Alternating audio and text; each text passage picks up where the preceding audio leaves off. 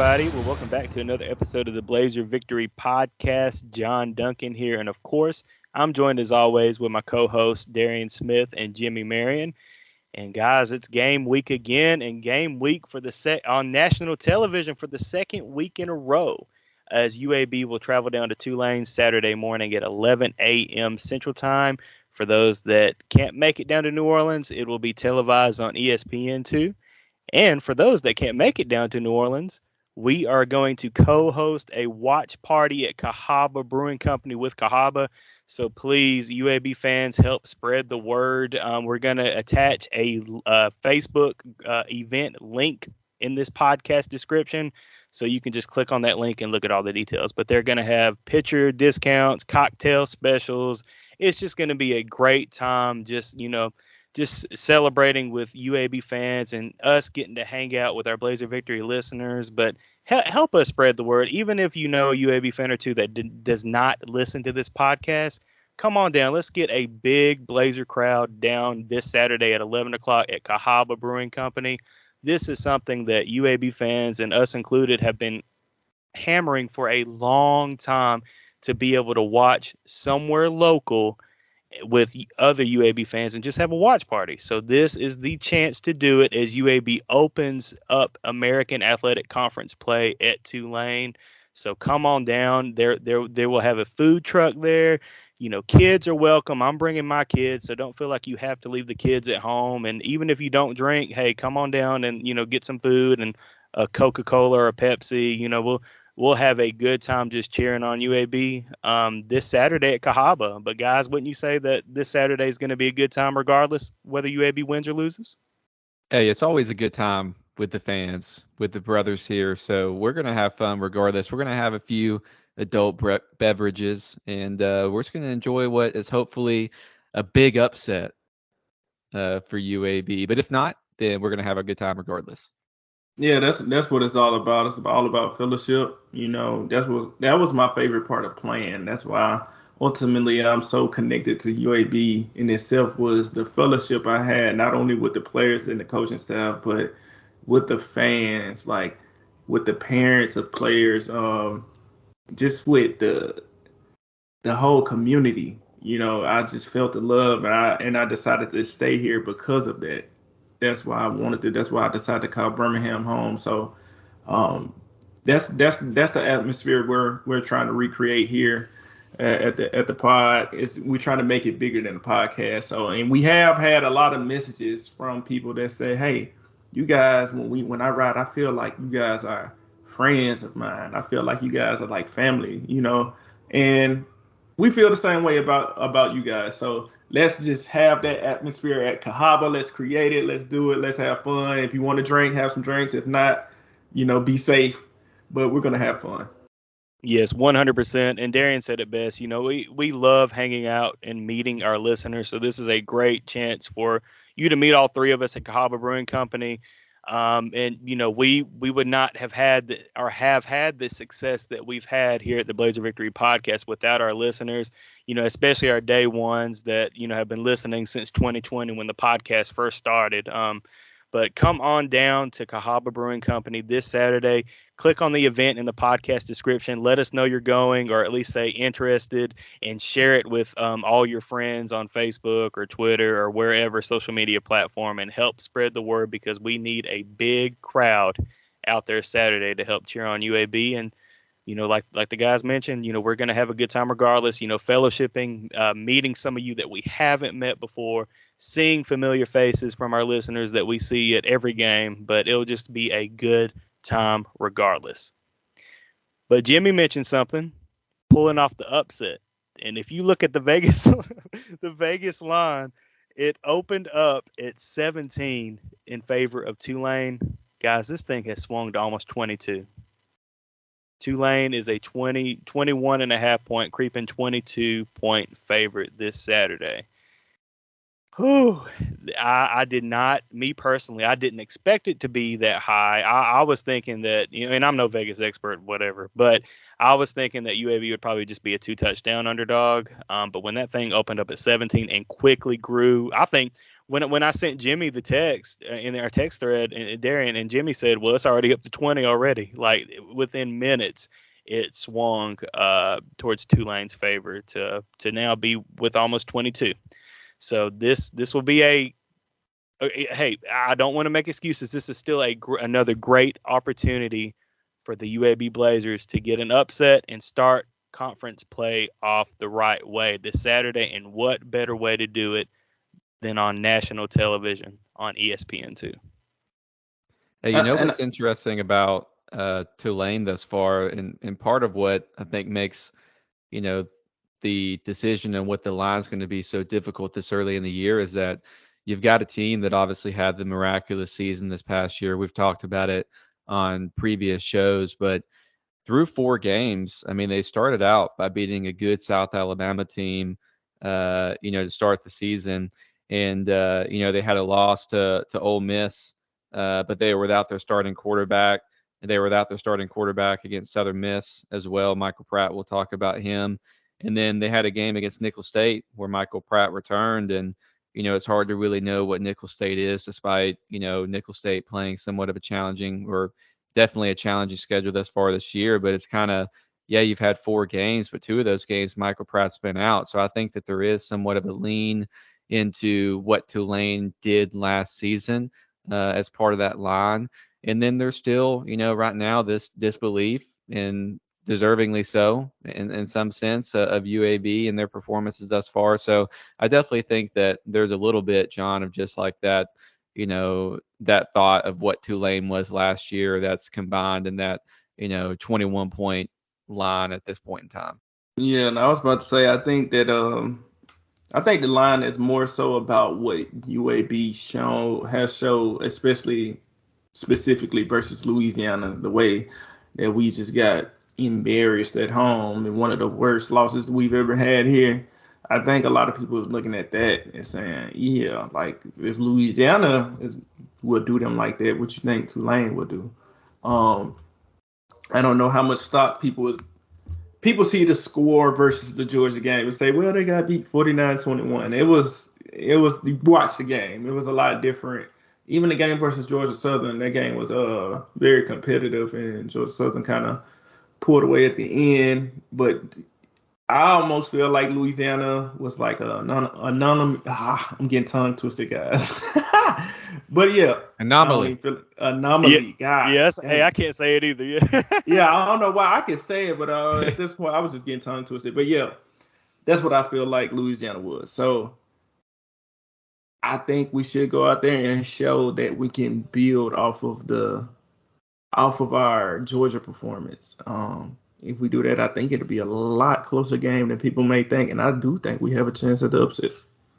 Hey, UAB's not had Tulane's number, but UAB leads the series all time, and UAB's won the last 2 matchups with Tulane, and Tulane has not beat UAB since 2012. So there's only been 2 matchups since 2012, but just from a historical perspective, UAB has had some good performances against the Green Wave.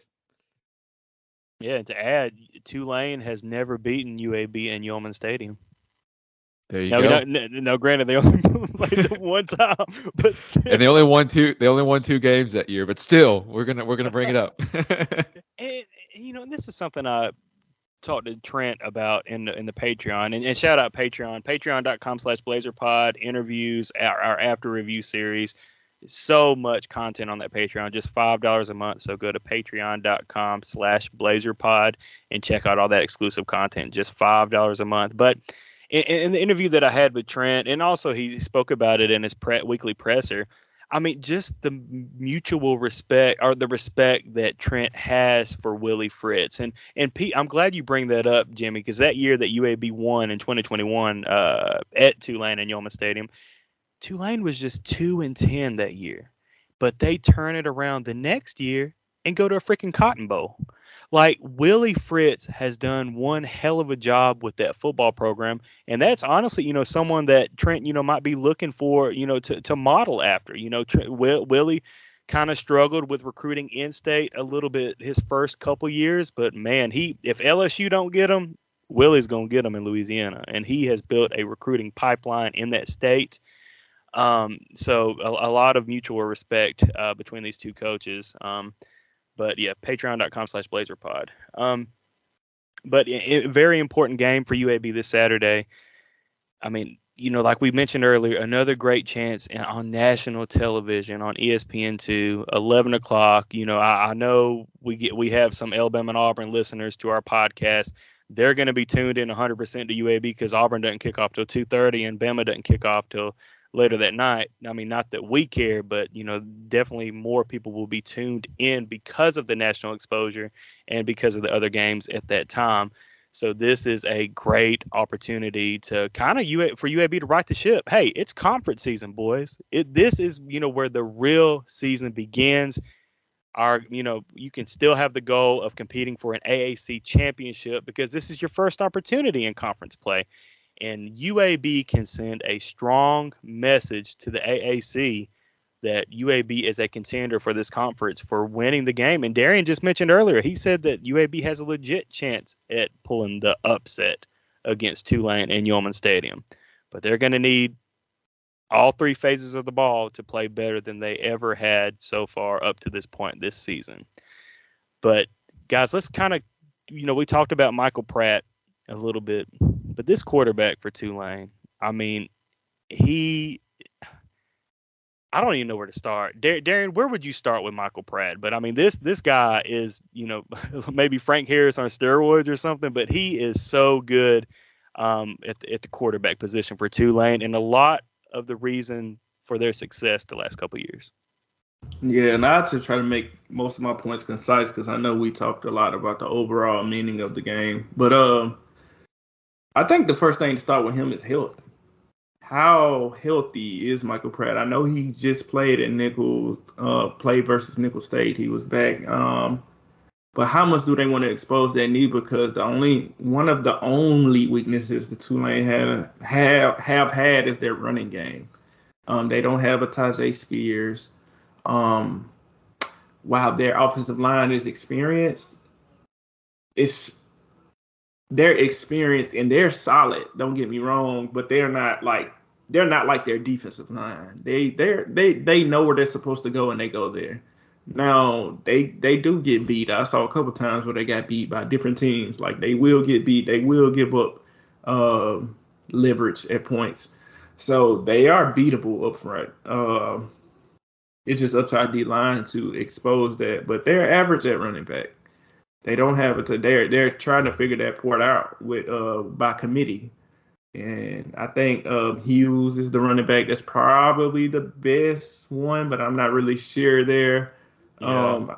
I think they have a dynamic freshman that can run, like he is a speedster. But I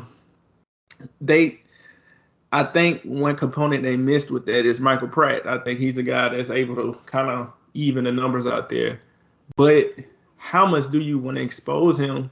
I'm pretty sure everybody's going to be privy to Michael Pratt and that his ability to run the ball. You got to think about the longevity of the season. And if you have a quarterback that's still recovering, especially from a knee injury, our guys are going to be looking to pop him. So that's one thing I was thinking about the running game. Now in the passing game, talked about it in the Patreon. Those receivers, Keys, Jackson, Brazil. I believe Keys is the main one. They have other guys there as well. They're solid at tight end. That's where they really scare me. They scare me there because of our secondary. I feel like our secondary hasn't lived up to their expectations. I'm glad that some of those mistakes showed up in Georgia especially when the front seven linebackers and D-line both vastly improved. I feel like the secondary had some improvement. Like it was some bright spots like BJ Mays and guys like that and Ike Royal. But overall, it still was too inconsistent. Especially from this talented, experienced group. So I'm glad those mistakes happened there. They can take that and now they can adjust because if they have those same mistakes against Tulane, 6 points over the top at South Alabama. Michael Pratt won't miss those shots. And he didn't against South Alabama to those save shots. He I think he threw like 4 40-yard touchdowns or three or four of them. And it can happen to us. And it wasn't because we switched schemes, I don't believe. So I think it was, if you look at the film, it was just like miscommunication. That's it. And we've had too much of that this season. So I'm looking forward to our team getting that together. Yeah, Darren, that South Alabama performance by Pratt was unreal. He was 14 and 15 for almost 300 yards and almost 20 yards per attempt. And to your point, those wide receivers had catches of 48, 47, 39, and 33 yards. You look at these average yards per reception for their receivers in the season, whether it's Keys or Jackson, those guys are both averaging over 20 yards per catch. I mean, so we talked a little bit on the Patreon about just kind of what do we anticipate defensively, doing. And, you got to kind of pick your poison. I mean, you can bring additional pressure and try to get after Pratt. The consensus, it seems like, from Tulane fans is that, Pratt had some, a little bit of rust to shake off against Nicholls State. And I think it still is in the back of their head a little bit, like, is he healthy? Is he healthy? So it'll be certainly interesting to see, how healthy he is. Will there still be some rust? Will UAB be able to apply some pressure to make him uncomfortable, to at least think about, that said injury? So, but yeah, if we give him all the time that we want, and you give him the opportunities that Carson Beck had against UAB this past week, he's going to absolutely take advantage of it, and so that's going to be something to watch. Yeah, definitely. And I mean, you look at, kind of speaking of this offensive line, what Darian alluded to earlier. I mean, this offensive line has given up 10 sacks so far through 4 games. So, Pratt sacked 3 times, and then their backup sacked 7 times. So this offensive line, can get got as long as UAB's defensive front plays well, that front 4. But I mean, you look at Michael Pratt, like in the Nicholls game, rewatching that film or watching the film, Nicholls was able to get after him. Nicholls put him down a couple of times and really laid the wood on him a few times, and he even threw an interception. So I think he still does have some rust to knock off after being out for those 2 games. But my goodness, this offense is explosive, and you guys have already alluded to the weapons that they have. But yeah, it's honestly pick your poison. Like, do you want to load the box up and stop the run, which they've been struggling with so far?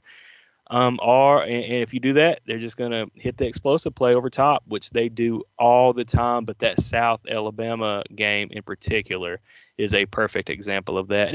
And guys, I want to emphasize too, even the backup quarterback, was it Kai Horton? When he came in for the Southern Miss game and Ole Miss game, he played well. And he's, not as good as Michael Pratt, obviously. But, I mean, he's a dual threat that can move the ball around, very efficiently. And folks want to look at that box score of the Ole Miss game where Tulane lost 37-20. Hey, Tulane led that game in the third quarter, 17-10. Ole Miss scored a buttload of points in the fourth quarter to make that kind of lopsided, but Tulane was competing with an SEC team into the fourth quarter. So this Tulane team is really good. Now, I guess we can flip it over to the defensive side of the ball, and Darian, tell the listeners about the big nasty up front for Tulane. Yeah, Patrick Jenkins, number 0. He's the best D lineman I feel like we're going to face all year, including Georgia. Now, collectively as a D line, was Georgia better? Yes, of course. But that doesn't take away the depth that Tulane has up front. Their whole D line is good, and they have good rotation players. Why? Because they all play on the string, and I'm talking about the D lineman and the linebackers. When they run stunts, they know where they're going and they get there quick. You can tell when they scheme for you. You can tell they know what to do and they're connected. They're a smart group. They're experienced. They're good. So they play together. They are good tacklers. They get pressure. They have good stunts up front. Our offensive line is going to have to play good. If our offensive line doesn't play with urgency, and I felt like our offensive line did a good job of assignment-based football, I just felt like we could be better with our urgency. Like, we didn't play fast enough at times against Georgia. We played the best that we played all year, but we still now let's pick up the pace. We know what we want to do. Now do it faster. That's it. That's all I feel like we got to do, and we can be physical 100%, 100% more physical than we were. And when you play that fast, when you have clarity, I feel like schematic wise, they are very similar to Georgia, so it shouldn't be any surprises. I'm glad that we played Georgia before we played Tulane because we got a real test of kind of they're going to be similar. They're gonna be. I know people think, oh man, that's Georgia and Tulane. No, you have to look at the film. Their front seven is awesome. They're very good. Like I said, especially led by Jenkins up front. The guy's twitchy. He's strong. He keeps going. He has a motor. I don't know where he would be ranked at as like drafts analyst. I'll be shocked if he's not like at least a second or third round type of guy, you know. So all that to say is our offensive line. If we're gonna have a chance to win this game, our offensive line is gonna have to come with it. I do think our running back room is better than theirs. I think our receiver room is equal as theirs because they have good receivers, but we have good receivers too. I think at quarterback, of course, Michael Pratt is going to get the nod because of what he's accomplished. But Zeno has been really, really good. You know, I think we have a lot of matchups that we're almost even on. But I think there's just more experience and they are more urgent than we are. I will say this. I don't think their DBs. I don't think their defensive backfield is all that. I don't think. Now, if you're asking me to pick a worse part of their defense, I would say it's their defensive backfield. I'm not saying they're bad. They got 4 interceptions against Nichols. I'm not saying they're bad. I'm saying that's the part that can be exposed, especially with our weapons. We have weapons on weapons at receiver, and we have a good quarterback. But none of that matters if we can't block them up front. None of that. We can't expose anything. We can't show anything if we can't block them. But we did show that we can block against Georgia. And Georgia was running games. They was running blitzes. I thought Georgia played vanilla against us defensively until I looked back at the film. I'm like, nah, these dudes was walking guys up. They was twisting, sending guys off of the edges. Our offensive line did a fairly good job with it. So if we play more urgent, I think we can really, really hit a stride. I think, who was that? John, was that William Kennedy that brought up 2017 against North Texas? Yes, great point made on Twitter by William Kennedy. That he felt like you could almost hear us click, like we finally got it together. Like, man, we lost that game, but the team played like a team, and we were good from there on out. I believe that Georgia could be that game, and just seeing how agitated that Trent is about losing that game anyways, and how he's still upset about the miscues. He's happy about the good things and the improvement that we did. I think it's important for the team to show themselves that if we buy in, we can improve and look good and even compete at this stage. But it's the miscues that really never really gave us a real chance. In order for us to have a real chance we have to be on the string. We have to communicate. We have to make other teams beat us. Can we finally do that? I don't think we've done that at all this year. Make them prove that they are just the better team. And we still haven't grown to that level yet. We don't have that continuity. That Georgia game, we showed that we have it in us. And I think Tulane is the game that we can really show that. Have we arrived? Can we arrive that quick? We'll see. Hey, it ain't quite Halloween yet, but this defense, this Tulane D, is scary. Like, they are for real, guys. If you look at their rush defense in particular, they played 4 games, and through 4 games, including a game against an SEC opponent, they've given up 261 total rushing yards. Don't look now, but UAB gave up 305 rushing yards in one game against Louisiana. South Alabama had 75 rushing yards, Ole Miss 89. Southern Miss, who's got a really good running back in Frank Gore, had 35 rushing yards. Nickel State this past week had 62. Not only are they good at defending the run, but they're great at creating havoc. Darian referenced the turnovers that they forced against Nickel State. They also forced South Alabama into 5 turnovers and Ole Miss into 1 turnover as well. And they're top 10 nationally in percentage of snaps creating turnovers and negative plays. 17% of those snaps, they're either creating turnovers or negative plays. So this defense is absolutely for real. Now, Darian made a good observation about their DBs. I do think that as you look at their defense, that if you're going to try to beat Tulane, it's going to be through the air. You're going to want to, in this particular game, get into a shootout potentially and try to outscore Tulane and give them a little bit of what they're good at, beating them through the air. So, but I just wanted to share a few stats because you guys just – if you haven't watched them play, if you haven't looked at their stats, like this Tulane defense, it's not Georgia, but they are dang good. Yeah, Jimmy, I was getting excited when you brought up Halloween because I said that's candy corn season. So. Yeah. Don't start. We're being serious right now. We're not talking about candy corn. Let's not start on that.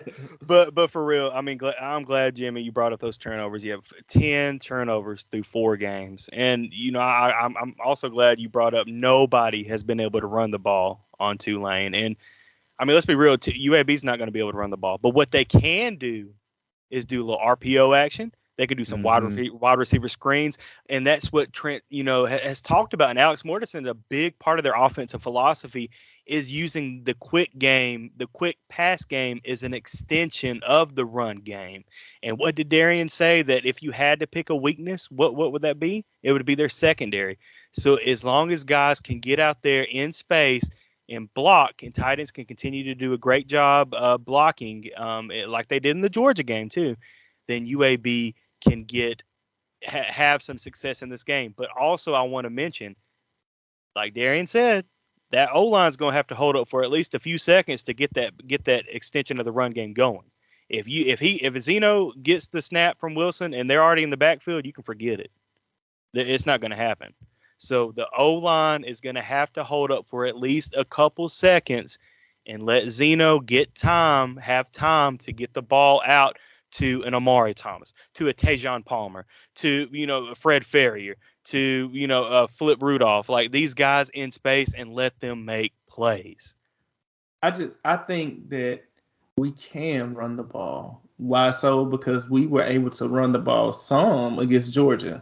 So if we're able to do that some and keep Georgia honest, if we're able to do that, then we can do that against Tulane. But I think one of the things that I'm going to be looking forward to is like, how do we handle them when they bring late pressure? So a lot of times on first down, if we don't have a clean box, like let's say if we got trips, we do this thing a lot where we go trips. We put 3 receivers right to the left of the line, like kind of stacked together, bunched in. The thing, or we have another formations where we have a lot of guys bunched in together. All of that's cool, but what that does as an offensive lineman is it brings a lot of bodies. It brings a lot of bodies to that line of scrimmage, and it can be really, really confusing sometimes because, all right, you got the protection set to this linebacker, but he stunts and he drops out, and they bring a safety late, really quick screaming, and y'all are running a run play, and now it's a numbers game. They will do stuff like that to where it's like now you're gonna get hit in the backfield because you ain't prepared for all. It's hard to keep up with all of it. Of course, you go through practice to try to go through. It's just hard. But one thing I realized that we did is we kind of kept a relatively clean box against Georgia. It was kind of easy to know where your assignment's at. Therefore, we was able to get hat on the hat. We did that, and we had success. We got hat on the hat. And guys was able to hit a crease, and we was able to have some good solid runs.